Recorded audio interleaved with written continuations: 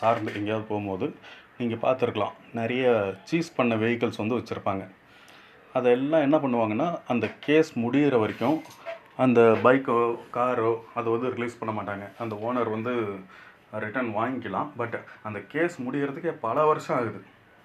இது இந்தியாவுடைய சாபக்கேடு. இந்த லாவில் வந்து ஒரு கேஸ் முடியணும்னா 10 வருஷம், 15 வருஷம், 20 வருஷம், இன்னும் 100 வருஷம் கேஸ்லாம் கூட பெண்டிங்கில் இருக்குது. அதெல்லாம் உடனே முடியாது. இதெல்லாம் வந்து அரசாங்கம் பார்த்து ஏதோ ஒரு முடிவு எடுக்கணும். ஆனால் இப்போது நம்ம இந்த விஷயத்துக்கு வருவோம். பைக்ஸு, கார்ஸு, பஸ்ஸு, லாரி, இதெல்லாம் அவங்க வந்து புது வண்டியாக இருக்கும், சீஸ் பண்ணியிருப்பாங்க. ஏதோ ஒரு ரீசன், ஒரு ஆக்சிடெண்ட்டோ ஏதோ ஒரு கடத்தல் அந்த மாதிரி ரீசனுக்காக அந்த வண்டியை வந்து சீஸ் பண்ணி வச்சுருப்பாங்க.